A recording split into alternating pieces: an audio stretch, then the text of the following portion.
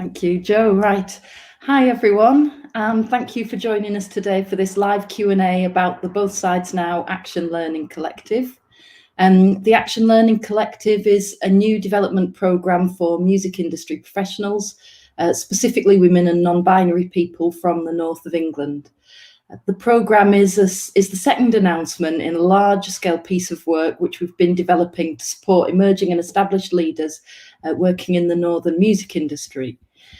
We're currently accepting applications to the programme, with the deadline closing at the end of the month on the 29th of March at 10 o'clock.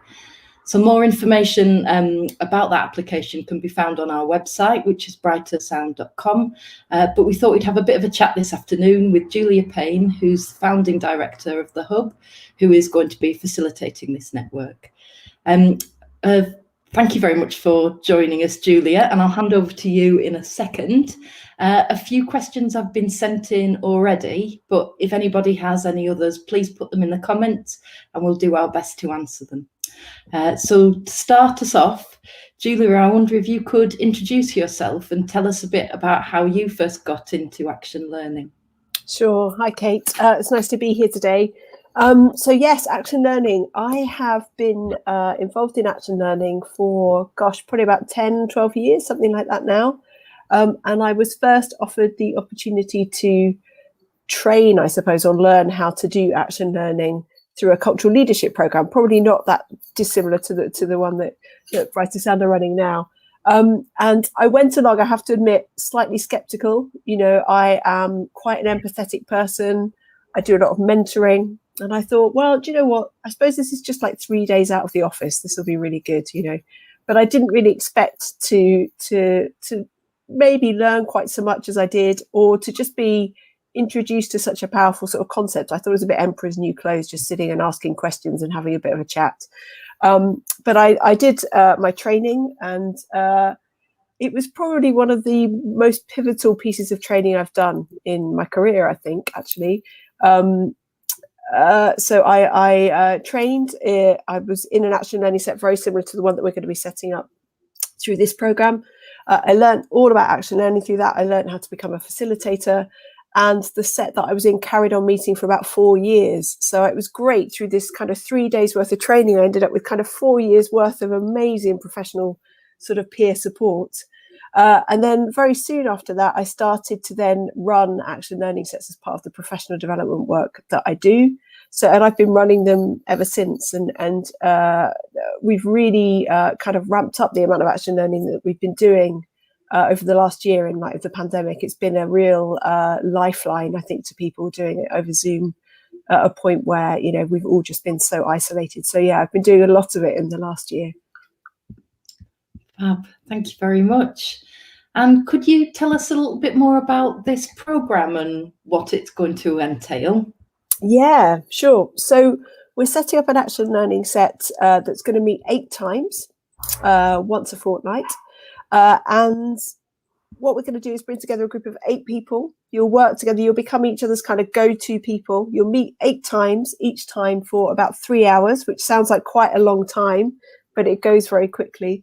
And over those 8 weeks, you will share the things that are going on for you professionally. You'll be given support to help figure out those things, gain new insights, get valuable reflections, those sorts of things. But you'll also, throughout that, learn how to do action learning. So as well as going through action learning and getting all the benefits that you get in terms of reflection and insights, you'll be training while you're doing it. So by the end of it, you will have developed all the skills, hopefully the confidence that you need, and gain the experience that you need to then carry on meeting as a set in the set that you've joined, but also hopefully have developed some skills that you'll be able to use either in action learning sets that you go on to set up yourself, or perhaps if you do facilitation, or you might in fact just pick up a whole heap of transferable skills that you can use, say, in the rehearsal room or in R&Ds that you're doing, that sort of thing. There's lots of very transferable skills in action learning. So a little bit of kind of just professional development for yourself, but also hopefully gaining some skills that you'll be able to use in other bits of your career afterwards. I really like that idea that there's the sort of really tangible action that's involved in the immediate involvement of it, but then there's that legacy to it as well. Yeah. I mean, I think lots of people, I probably ran about 10 or probably about 10 sets last year. And, people that were involved in that, some of them have gone on to train as coaches. Some of them have picked up elements of action learning and they're using it they were using it in the rehearsal room when people very briefly managed to get back into rehearsal rooms at the end of last year. Some people have added action learning facilitation to the portfolio of what they're doing, and it's become a new income stream for them. And all of the action learning sets, I think, that I worked with last year have carried on meeting. So they're, some of them are meeting, say, every month, just to continue to give each other that kind of peer support. So it's a really great way it's like adding an extra channel to your support network, if you like. It's, you've got your friends, you've got your family, and then you've got this bunch of people who there's no judgment. They're just there. They're like part of Team You. It's a really great thing to do. Fab, thank you. Could you tell us a little bit about the kind of people you're looking for to take part in the programme? Yeah. So, I mean, you talked about women and non-binary people. So from a very sort of basic and fundamental position, that's who the set's aimed at. But beyond that, I think the kinds of people that get the most from action learning, or what you need to bring with you to action learning, is a sense of curiosity, a willingness to kind of reflect. You might not be very good at it. You don't have to be the world's best reflector to get something from action learning. In fact, it's probably some of the benefits arguably are better or greater if you arrive not being very reflective, because action learning encourages you to develop those reflective skills. So I think we're looking for people who are just willing to, I guess, curiosity and generosity kinds of sums it up. Curiosity about you, but also about the world and about your peers, and generosity, the willingness to kind of share your wisdom and expertise and compassion and kindness and that same curiosity with other people. And I suppose the other thing it's worth saying is that part of what action learning is about is enabling you to gain new insights and to kind of disrupt the normal thought processes that you go through, so that you can arrive at new insights that you wouldn't have arrived at yourself. And absolutely key to that is being in a set that's full of people who aren't like you. So what we're really looking for when we're going to be kind of curating the set or going through all the applications, we'll be looking for a real diversity of experience, so that people find themselves in a set with people who aren't like them, because that's the best way to have your thinking kind of disrupted. So we'll be looking for people with different experience of different parts of the industry, people maybe with different shaped careers, people with different length careers. You don't want a bunch of people in there who've got the same normals and the same starting points. So yeah, diversity, I would say, is the key. And then in terms of personal quality, is that curiosity and generosity. Fab. Thank you. That's really helpful. So could we talk a little bit, or could you maybe talk a little bit more about the process itself? Anything we've not covered in relation to sort of the structure of the work? Yeah. So shall I talk a little bit about how an action learning conversation goes? Yeah, that'd be great. Okay. So there's a real discipline to action learning. So it's not just about 8 people rocking up and having a chat. You can do that with anyone, or you can normally. So there's a real discipline to it, and I once described it as kind of the closest thing I'd come across as sort of like verbal yoga, speaking yoga. That might scare some people, but there's a sort of discipline and a pace to it, and a rigor that goes with it. And so in an action learning conversation, what would normally happen on the afternoon that you come along to your session is you would report in. So everybody we spend 5-10 minutes just sharing with each other what's going on for us, and crucially what we're going to leave outside the room. There's lots going on for us at the moment, but if we've arrived at that space, we want to be able to devote ourselves entirely to that thinking. So we leave stuff out the room. We talk about what we're going to leave outside the room. Then we go through a process called the bidding process, which is where, as a group, we decide which topics we're going to look at today. So everybody has the chance to present, to bring a conversation that they would like to have that day. And through a process, I was just describing this this morning as a sort of, it's very democratic, but through a process of working out what's urgent. Maybe there's a topic that somebody suggested that really rings a bell, resonates with several people in the group. So that would be a really good topic for us to do because everybody's going to benefit from it. That takes about another 10, 15 minutes. And then once we've arrived at the 2 conversations that we're going to do, we go into those conversations. And each action learning conversation tends to last somewhere between about 50 minutes and an hour. And in that, each conversation, there are 3 sections. So the first section is about presenting and clarifying questions. So if you are the person that's brought an issue to the group, you'll spend about 5 minutes just outlining what it is that you need some help with.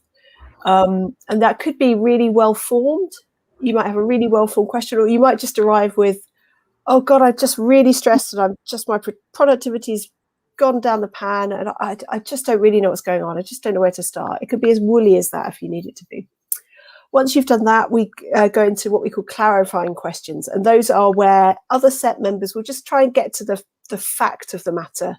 So, they might talk about, well, just can you tell me a little bit about what's going on for you at home at the moment? What's it like working from home or something? Yeah, just to get the kind of, to colour in the picture, if you like, to join the dots a little bit. We then go into the real meat of the conversation, and that's about open questions. So these are questions that can't be answered with a yes or a no. So they tend to start with why or how or when or where or who or what. And that part of the conversation lasts for about 25 minutes. And during that period, what you're trying to do as a set member is to really help the person who's presenting to really think about what might be going on behind the scenes with that issue. So you might ask, let's say somebody's presented on a new job that they've been offered. You might ask them about how would this help you get to where you see yourself in 5 years' time? Or what do you think of the pros and cons of going for this job? How would it make you feel to be doing that job every day? That sort of thing. And the trick of action learning is that there is no advice giving and no storytelling. So the only tools that you have to work with are open questions. And you do that for about 25 minutes. Then we move on to the final bit of the conversation, which is all about reflection. So the presenter will share some initial reflections. Oh, this has been so helpful. It's really helped me think about this. I really liked what you said about that. I've never really thought about it in that way. And then we also, each and every one of us in the set also shares a reflection that we're taking away for ourselves. So something that conversation has made us think about for our own work and our own practice. And then we wrap up by just going back to the presenter for one final, thank you guys, that's been really useful. I'm going to go away and do this sort of thing. So that's it in a nutshell. And there's that sort of accountability to it afterwards because you return to the group.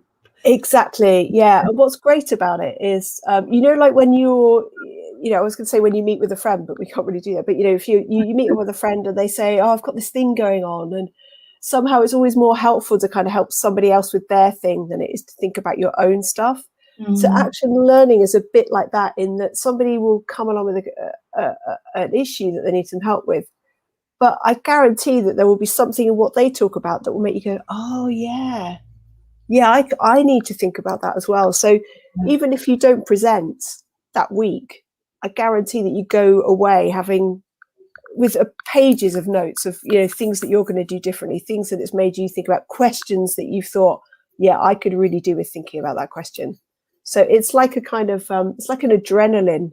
It's like a burst of adrenaline, hit of adrenaline every couple of weeks. And like with origins in like a sort of coaching style of sort of support and sort of self-realization, I suppose. Exactly that. It's like, if you like coaching, if you like being coached, you're going to love action learning, because it's like having 7 coaches instead of 1. It's like Olympic coaching. It's a really powerful process. Fab. Thank you.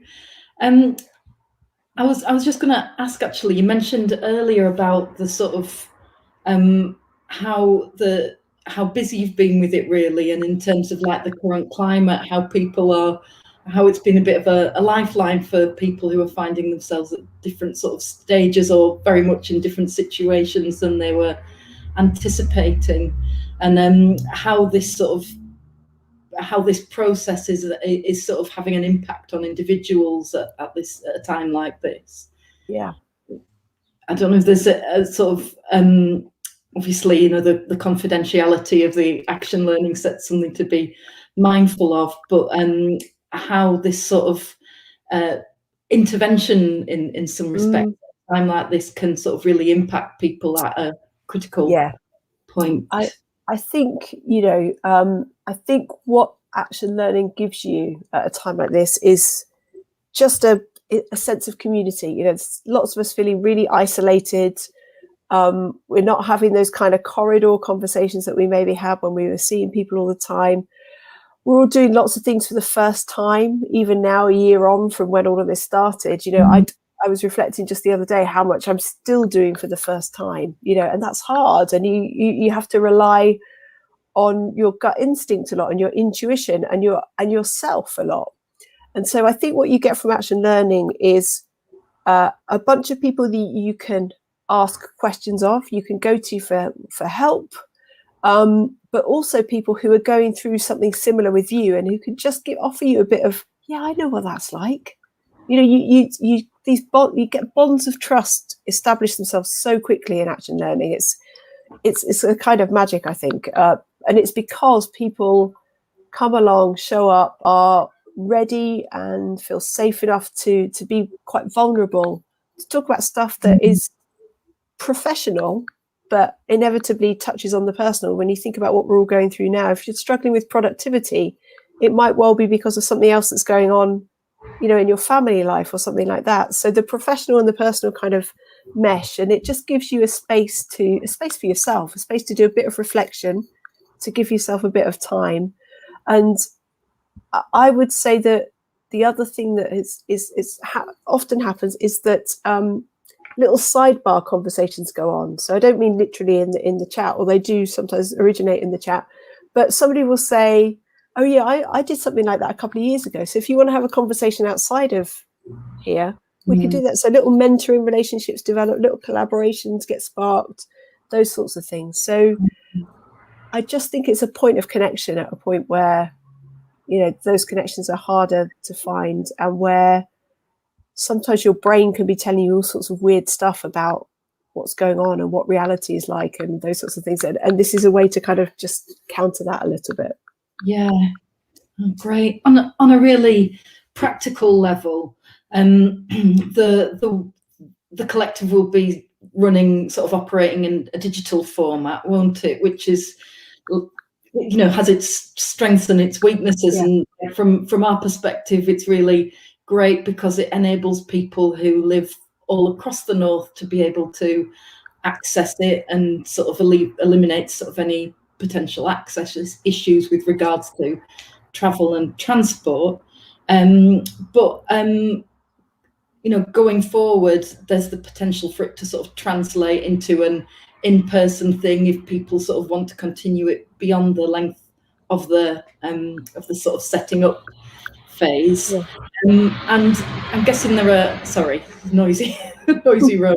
And there are, in terms of how it's been working from your perspective digitally, are there benefits as well to that, or do you see any difference in the way that? I mean, I think that, you know, I know that we've all got a little bit of Zoom fatigue. I think when we first started doing this last year, there was an element of excitement about being in a Zoom session like this. But I think there are definite positives to actually doing it on Zoom.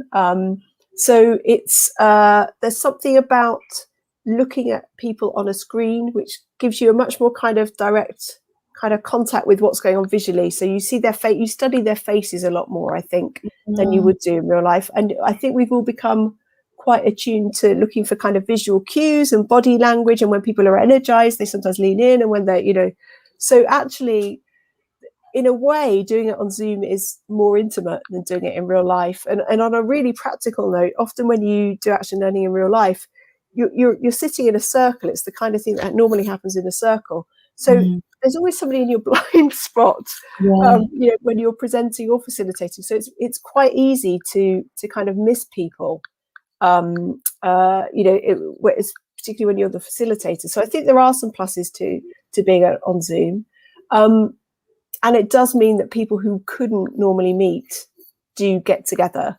But I would say, in terms of the potential for this set to meet afterwards, the first training set that I was in was again full of people from all different parts of the country. Middlesbrough, London, Brighton, Exeter, all over the place.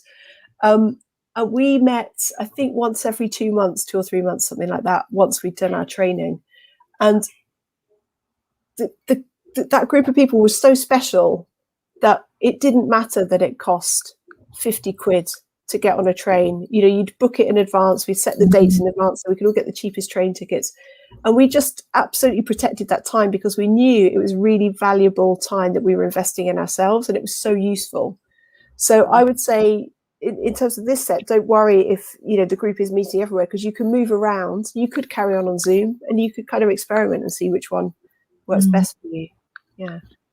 Well, thank you. And just on a really sort of practical perspective, if there are people who are keen to access the opportunity but face barriers in terms of accessing digital content for whatever reason, please just to get in touch with us at Brighter Sound, because we have got different mechanisms of support in place to assist with that.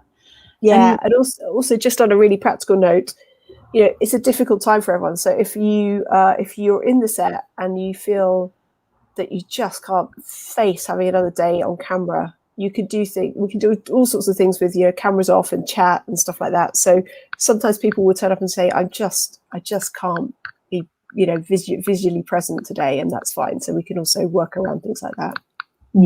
Fab, thank you. And I've woven in a few questions that we've had from people in my questions there, Julia. But I wonder if there was anything particularly that you wanted to talk about that we haven't had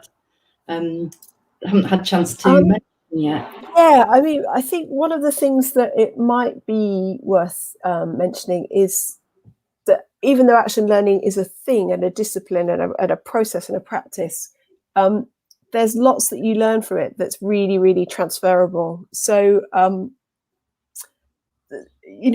its most basic, it's a process which encourages you to become a much better listener and also a much better asker of questions. I don't know what the noun is for that, but so if you're in a leadership role, it can really help develop your leadership style, because it can help you to think about, well, how can I best help those people? Or it gets you to really think about language and the power of language. Even just thinking about that word why did you struggle with that is really the way that you ask a why question can be quite challenging, or it can be quite kind.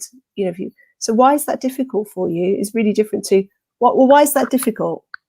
So it really encourages you to think about use of language and tone and things like that. And it also really encourages you to develop those listening skills, to really listen to what it is that people are saying, kind of literally and metaphorically, and what they're not saying and what they're not bringing to the conversation. And I think all of those, and it also helps you to get comfortable with silence. If you give somebody the space to think about something quite big, the chances are they're not going to come back with an answer straight away. They might need a minute or two to kind of process that. And we're not very good at silence. We're not kind of culturally conditioned to, we kind of jump in, and we're very culturally conditioned to solve problems, to try and help each other and solve each other's problems.